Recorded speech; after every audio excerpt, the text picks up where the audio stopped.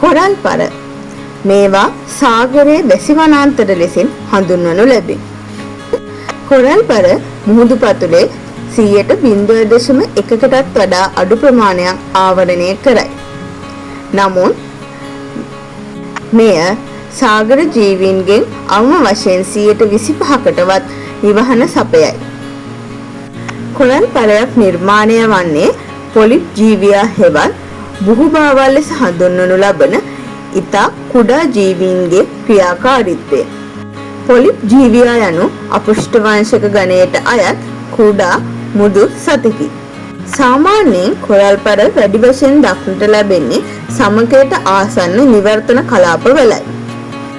Coral පර වර්ධනය වීම සඳහා උෂ්ණත්වය සෙල්සියස් අංශක 20-30 අතර පැවතීම සහ ජලයේ ලවණතාවය ස්ථාවරව පැවතීම අත්‍යවශ්‍ය වේ.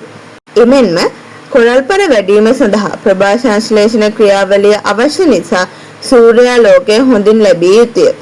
එමෙන්ම රොන් මඩ හෝ අවසාදිත තැන්පත් වීමෙන් වැළකී ඉතා පිරිසිදු ජලයක් පැවතීමත් කොරල් පර පැවැත්මට අත්‍යවශ්‍ය වේ. අවාසනාවකට මෙන් ස්වභාවික හා මානව ක්‍රියාකාරකම් හේතුවෙන් කොරල් පර ශීඝ්‍රයෙන් විනාශ වෙමින් පවතී.